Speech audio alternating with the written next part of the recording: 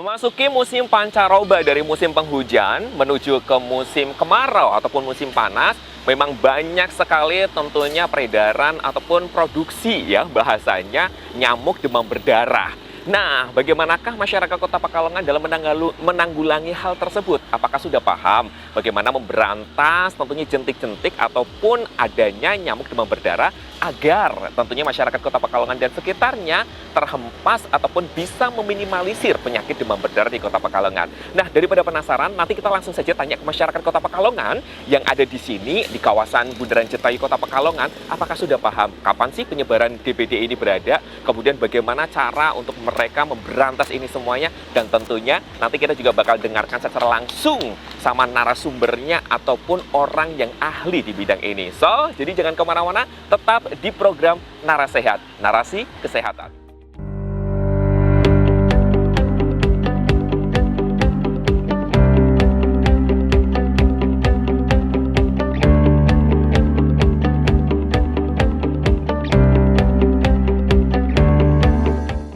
Oke, pemirsa yang ada di rumah, sekarang Aziz sudah di kawasan Jetayu Kota Pekalongan. Coba kita tanya ya sama masyarakat. Halo Mas, sorry ganggu waktunya sebentar ya. Mas, dengan Mas siapa nih? Dengan Mas Fauzan. Mas Fauzan. Mas Fauzan asli Kota Pekalongan apa Zimbabwe? Asli Tegal malah. Wah, ini dari Tegal jauh-jauh langsung ke sini pemirsa. Mas Fauzan tahu nggak kapan waktunya persebaran penyakit demam berdarah? Tidak tahu. Tidak tahu. Coba dong, mikir dikit biar kelihatan cerdas gitu ya. Kan ini mau masuk TV gitu ya. TV. Ah, benar. Coba Mas Fauzan, tahu nggak kapan sih DBD ataupun penyebaran penyakit demam berdarah itu Pada berlangsung, saat gitu? musim hujan biasanya. Musim hujan. Ya kenapa kok musim hujan? Karena banyak air yang menggenang. Terus Terus jentik-jentik nyamuk juga jadi bisa lebih cepat berkembang. berkembang gitu ya, yang berkembang biak tidak hanya manusia, Iya, ternyata benar. nyamuk juga banyak gitu. Lebih cepat.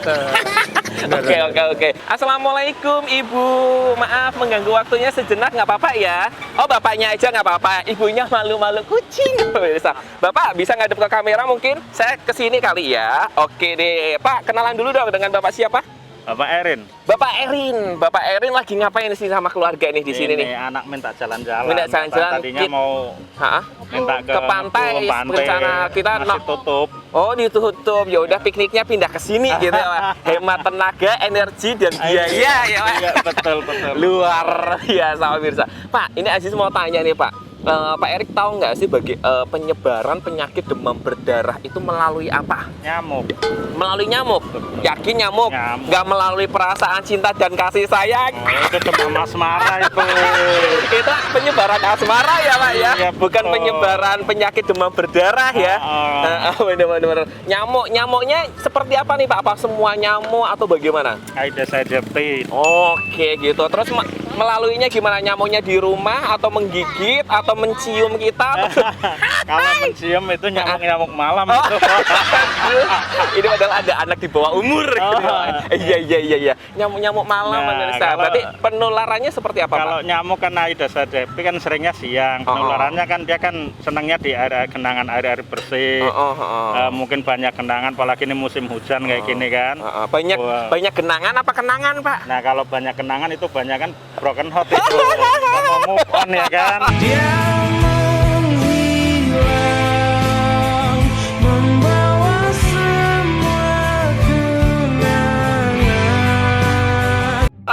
Makanya Beda konsep ya, Pak ya? Iya. Nah, daripada penasaran, gimana kalau mamanya kita dengarkan yuk, Pak, penjelasan dari sang dokter tentunya bagaimana sih penularan DBD. Oke? sip. Saya kira Demam berdarah atau kita kenal dengan nama kedokterannya adalah demam berdarah dengue atau DBD. Itu adalah suatu penyakit infeksi menular tropis yang disebabkan oleh virus dengue. Namun virus dengue ini harus melewati perantara nyamuk, vektornya nyamuk yang bisa menularkan dari satu manusia ke manusia lain. Dan nyamuknya yang kita kenal adalah jenisnya Aedes aegypti, yang ciri-cirinya adalah belang-belang hitam putih dan hidupnya ada di sekitar kita di Kota Pekalongan, Indonesia khususnya. Musim demam berdarah itu biasanya datang seiring dengan vektornya atau pembawanya tadi, yaitu nyamuknya. Karena nyamuk ini sifatnya dia sukanya hidup pada kondisi yang tidak terlalu panas dan tidak terlalu dingin, maka musim yang terbaik adalah saat musim pancaroba atau musim perubahan dari musim hujan ke kemarau atau sebaliknya kemarau ke hujan. Seperti sekarang ini di Kota Pekalongan sedang kadang hujan, kadang terang. Nah, itu waktu terbaik untuk nyamuk berkembang biak, maka demam berdarah pun juga akan ikut meningkat kasusnya. Demam berdarah gejalanya yang jelas harus ada demam. Jadi demamnya biasanya tinggi hari pertama, itu sampai 39 derajat kalau diukur pakai termometer. Lalu kadangkala memunculkan pada bercak-bercak merah totol-totol di kulit tangan atau kulit kaki. Kemudian kadang juga disertai mimisan keluar dari hidung, darah, atau dari mulut juga muntah darah, atau BAB darah. Kita kenal dengan namanya muntaber, muntah berak darah, itu salah satunya.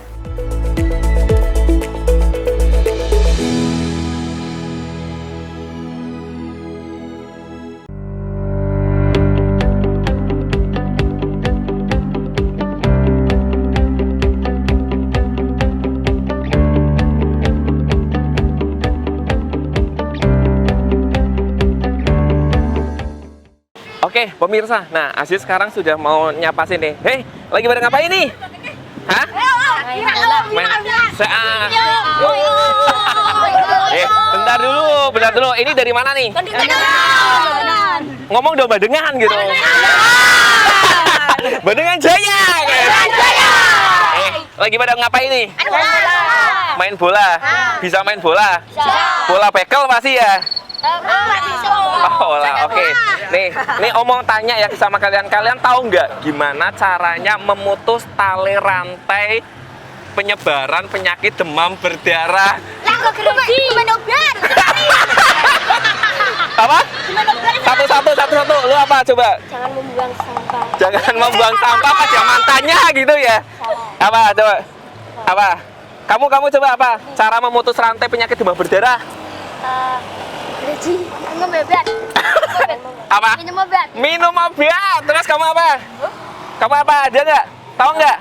Nggak tahu. Kamu tahu nggak? Minum obat. Selain minum obat apa? Jangan minum obat. Membuang sampah semua. Masa rokokan? Apa dong? Mikir dong. Tahu nggak? Jangan. Penyakit demam berdarah tahu nggak? Tahu. Apa? Dari nyamuk. Kayak nyamuk. Dari nyamuk. Dari nyamuk. Nggak dari orang tua bukan ya? Bukan ya. Nah, penasaran nggak sih sebenarnya gimana caranya memutus tali rantai penyakit demam berdarah yang benar? Ayo obat. Nggak salah ngeyel ya Om Syah. Nah, penasaran kan? Kita dengerin yuk penjelasan dari Pak Dokter ya. Oke, cekidot. Trombosit turun itu belum tentu menjadi penanda demam berdarah. Namun salah satu penanda demam berdarah adalah turunnya trombosit.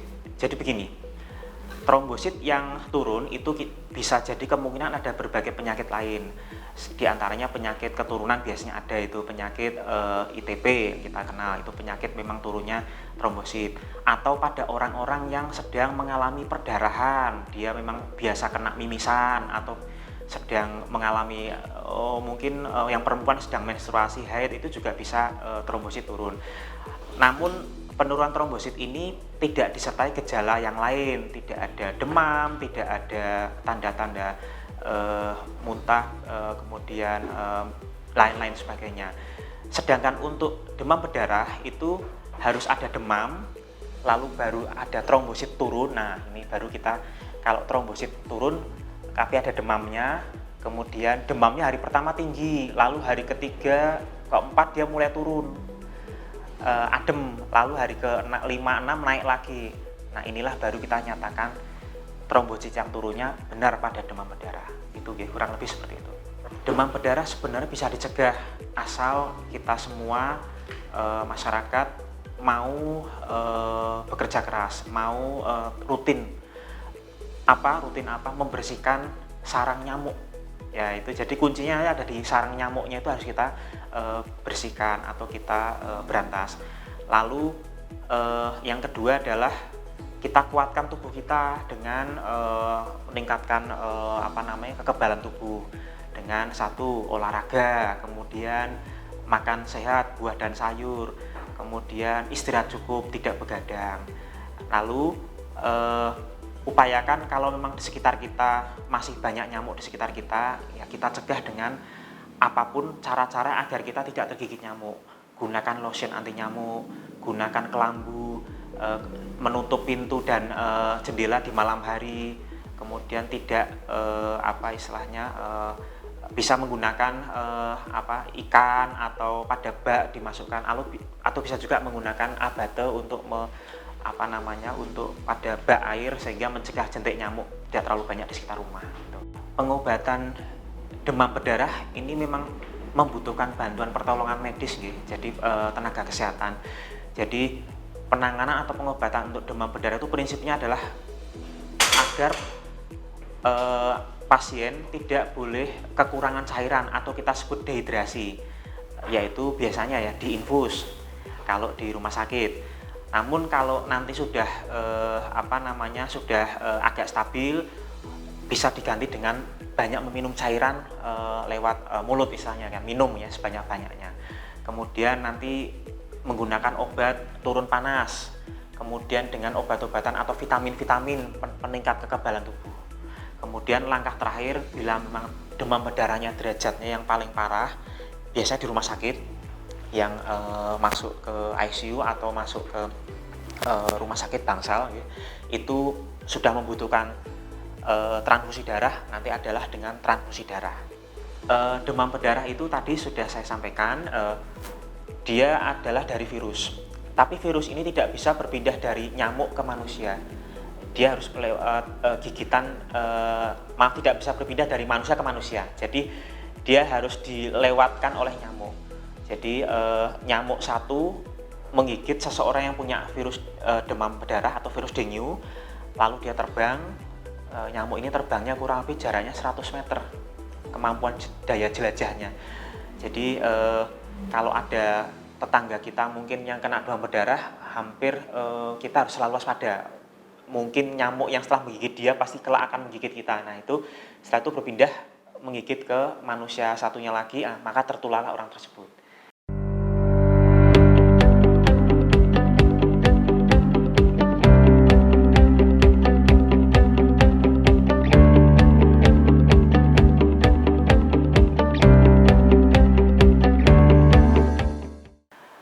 Hal fatal yang paling kita dokter khawatirkan adalah dehidrasi berat. Kemudian dehidrasi berat itu diiringi dengan perdarahan yang keluar secara banyak, jadi baik dari hidung, baik dari mulut maupun dari berak. Kita sebut muntah berak darah ya, muntaber, sehingga dia kekurangan cairan yang sangat berat. Kalau tidak tertolong bisa ada kematian. Kan kita sering dengar ya, mungkin ada orang di sekitar kita atau ada yang meninggal, biasanya anak-anak itu terlambat tertolong karena terlambat tertolong karena kekurangan dehidrasi berat. Maka kalau yang seperti ini sebaiknya segera minta pertolongan atau periksakan ke rumah sakit atau ke puskesmas atau ke dokter untuk bisa dilakukan penanganan infus dan penanganan transfusi, biasanya seperti itu. Pasien yang sudah dinyatakan boleh pulang dari rumah sakit oleh dokter atau dokter spesialis, itu pada dasarnya dia prinsipnya sudah aman. Jadi sudah terlewati masa kritisnya di rumah sakit. Jadi fase kritis itu biasa hari ke-4, 5, 6. Itu fase yang demamnya turun, tapi trombositnya juga sama turun juga, jadi anjlok. Ya, saat itulah orang tua biasanya yang mengira anaknya sudah sehat atau pasien mengira diri sudah sehat, padahal sebenarnya itu belum sehat.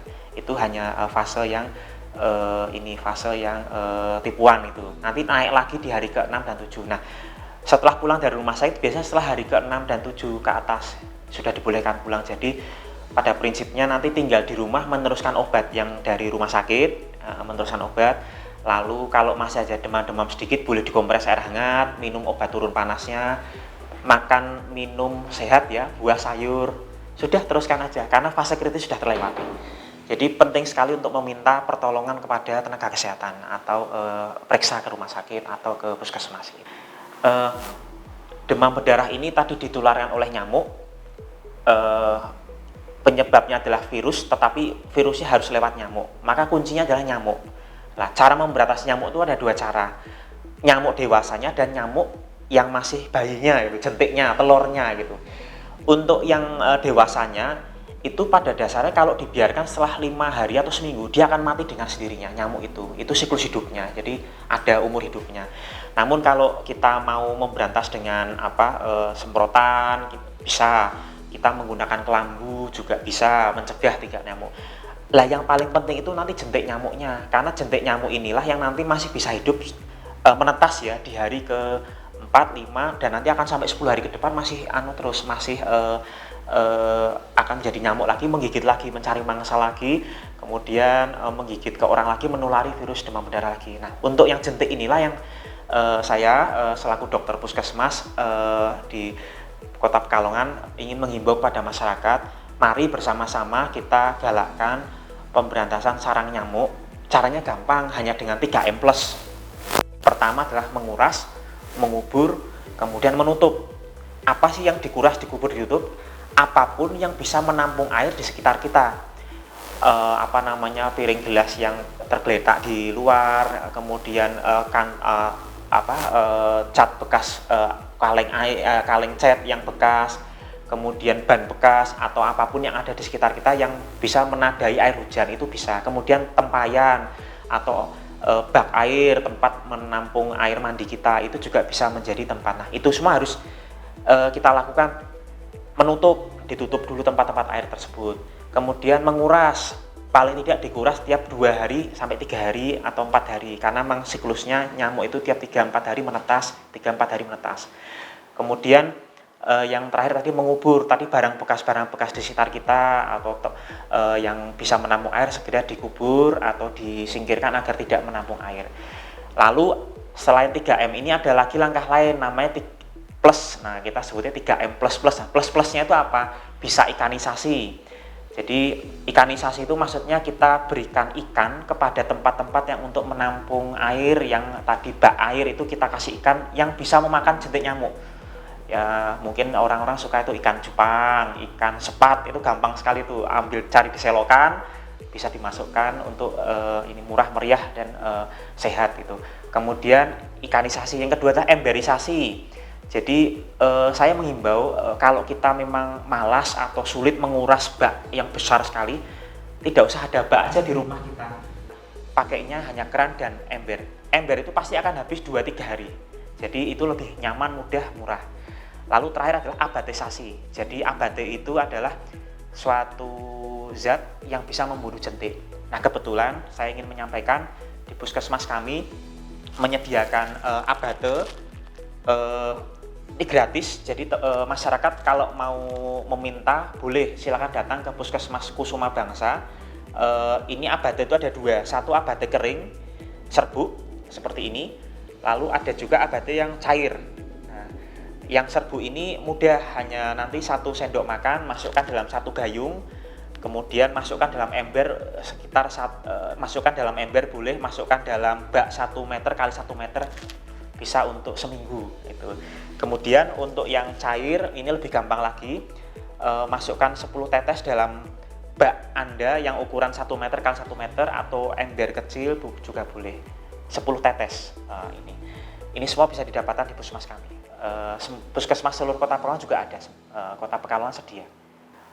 Abate ini sifatnya adalah non toksik, tidak beracun bahasanya ya, tidak beracun. Jadi baik untuk hewan maupun untuk manusia. Jadi andai kata saat air mandi itu tidak sengaja tertelan, tidak masalah. Namun jangan sengaja untuk ditelan, karena ini bukan makanan. Jadi sama kayak obat, itu kan ada obat untuk mulut, itu kan ada, itu tertelan tidak apa-apa, tapi jangan sengaja ditelan di dalam mulut karena bukan makanan. Aman untuk baik hewan maupun manusia abate. Maka sudah menjadi pilihan untuk membunuh jentik nyamuk di sekitar kita. Ini lebih efektif daripada menggunakan fogging. Fogging hanya bisa membunuh nyamuk yang sudah terlanjur menetas jadi nyamuk dewasa, sedangkan abate ini bisa membunuh sampai berminggu-minggu di dalam bak mandi kita.